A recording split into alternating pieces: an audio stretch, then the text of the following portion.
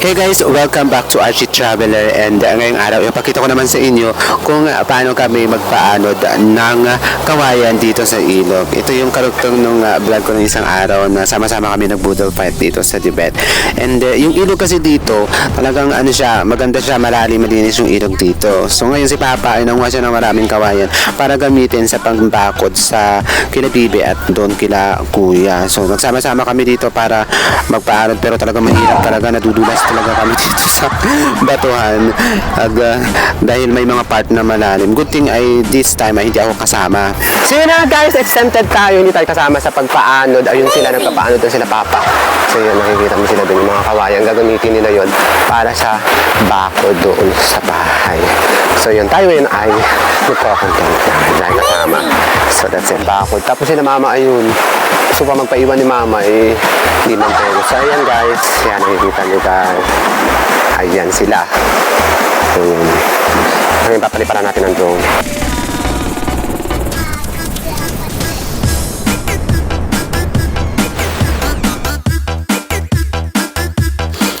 Ayan, kinunan ko sila ng drone. Nagpalipat na ako ng drone habang nagpapaanod sila. So wala lang talaga akong tinulong dito guys. Basta nakatingin na ako sa kanila. Nahiyaan ko lang silang magpaanod. Dahil siyempre, may mga dala naman akong gamit. Pero talagang, sabi nga nila, wala lang daw akong ginawa dito kundi magpipicture-picture. At saka magpalipad ng drone na habang sila ay naghahakot. Sila Mama naman ay nanggulay pa sila. Habang may mga nakikita sila sa daang mga gabi, kinuha din nila Mama. At saka yun. Ako naman, yan, palakad-lakad lang, wala lang talagang ginawa. Pero siyempre, makikita mo talaga dito na sobrang hirap talaga yung ginagawa nila dahil sobrang haba ng mga kawayan at ang lalaki pa nito. Tapos pag may mga part na malalim, ayun, siyempre mas madali, pero pag mababaw naman at mabato ay mahirap po talagang itulak yung mga kawayan. Ayan, nakikita nyo dito na hirap talaga sila dito, especially kapag mababaw at mabato.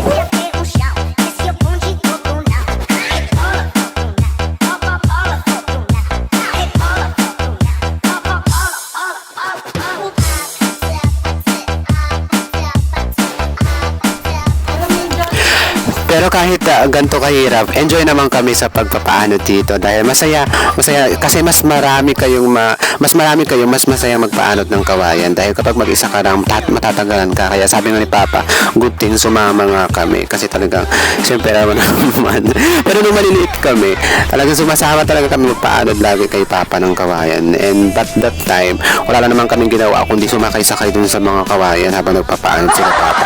Pero ngayon, ramdam talaga namin na ganito pala kahirap. Talagang magtutulak ka na ng mga kawayan sa tubig, kaya andun sa ilog, tapos matutulis pa yung mga batuhan. Pero enjoy, pag marami kayo, nakaka-enjoy lang na magpaanod ng kawayan. Kaya sinubukan ko na rin, walang exempted sabi nga nila. Kaya tinaray ko na rin na magtulak ng mga kawayan dito sa ilog, and talaga naman sobrang hirap. And pag konting pagkamali mo lang dito, pwede kang masugat dun sa kawayan and pwede kang matusok dun. Kaya talagang iba yung pag-iingat ang pwede mong gawin. Pero good thing, masaya siya and nakakatuwa. Kaya kung sino man yung gusto mag-order ng kawayan ko Papa, message nyo lang po ako dito sa Archie Traveler at pwede naman kayong dalhan ng kawayan. Alam ko, nag-release ito ng 500 pataas ang buwang sina. Ang tawag kasi na dito sa kawayan na to, buwang sina. And then, makikita mo dun mismo sa parte ng ilog dito, mayroong mga ilog na malalalim. Talagang may enjoy mong paliguan. And ngayon ko lang talaga nakita. Kung di pa kami nagpaanod ng ilog, hindi ko makikita na may mga parte pala dito na talaga namang malalalim at pwede mong pagpiknikan. So, marami kayong ilog na pwedeng i-discover dito sa ilog ng Tibet. Kaya kayo guys, kung napapanood nyo itong vlog na to, ay makikita nyo may mga part talaga na sobrang lalim. Siguro kung kasama mo yung yung family mo o yung mga kabarkada mo, pwede kayo dito mag-picnic talaga. And yun yung nakaka-enjoy dito dahil nakita namin yung ganda ng ilog. And maulan-ulan kasi yung panahon ngayon, kaya siguro talaga ganito kalakas yung ilog. Actually, hindi naman siya totally malakas eh. Mababaw pa nga ito dahil talagang lumalalim talaga ang ilog na to. Mas lumalakas pa yung agos niya. And si Mama naman, ayun, lagi na nakabantay sa amin, nagpapahinga dun sa dulo, and talaga namang naiinip na siya dahil gusto niya makauwi na ng maaga, pero nakikita naman niya talagang hirap talaga yung ginagawa namin. Gaya na yun si Mama, laging ganyan. Ayan, nagreklamo naman siya at napapagod na daw siya. And ito na nga yung part na kung saan ay malapit na rin kami. Dito na to sa may bandang kila. Ayaw ko kung kaninong niyugan to, Tejeresas ba? Hindi ko alam kung saan. Marami siyang sitrusan dito sa part na ito. And malapit na ito sa dam. So, yan, wala na akong ginawa kundi magbibidyo-video na lang sa kanila. Pero tumulong naman ako sa kanila kanina.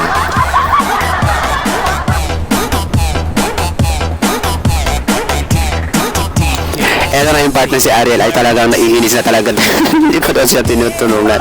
Nagpapahinga na lang dyan sa gilid. Ayan, hirap na sila. Dahil ito na yung masilid. Ito yung part na marami talaga mga patuhan. And ito na yung dun sa part na malalim malapit na mismo sa dam. Ito yon. Kaya medyo madali na dito. Pag malalim yung tubig, pwede mo nang pagsamasamahin yung mga kawayan. And may tulak mo na lang siya. Ganon. Pero talagang enjoy siya. Nakakatuwa. And gusto ko matulong sa kanila kaso hindi pwede dahil mapapasa din talaga yung mga gamit ko, yung mga pang vlog ko, yun. Kaya nag-enjoy na lang ako nung kunan sila ng video. Pero talagang mahirap talaga yung pagpapaano ng kawayan. Eto na mismo yung dun sa part ng may dam kung saan ay kailangan nilang ibaba yung kawayan dahil nga mataas. Yan. Pag nandito na sa dam, malapit na kami mismo dun sa kabahayan dito sa Tibet. So, mas madali na doon dahil isasakay na lang ang kawayan sa sasakyan pabalik dun sa bahay. Andito na kami mismo sa may dam dito sa Tibet. Ito yung dam na kung saan marami din dito naglalaba. Mga family pumupunta dito. Maganda rin pala siya pagmasdan kasi yung nung water, yung cascading ng water, ang ganda niya pag gusto mag-picture dito.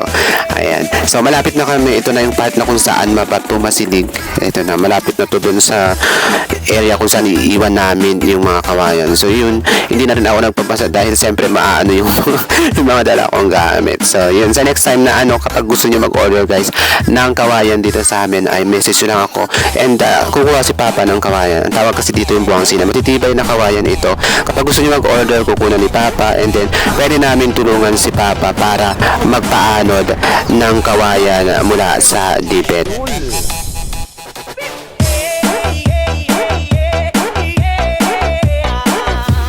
At yun nga guys, natapos din yung araw namin at naiipon na namin dito yung mga buwangsina sa niyugan. Tinatindugan ito, itong niyugan ito. Dito na rin pipick upin ng kolong-kolong nila para dalhin doon sa bahay. So ayan, mapapansin nyo rin dito na nagbuhat din ako ng kawayan guys. Hindi lang ako nag-picture. Pero maliit lang. Maliit lang yung binuhat kong kawayan dito sa Landaya pa daw. Pero yun guys, thank you so much sa pagsama sa akin ngayong araw at na-experience natin yung ganito ulit na pag-iipon at pagpapaanod ng kawayan. Kita-kita tayo ulit sa susunod ng mga vlogs ko and mag-iingat lagi. Bye-bye!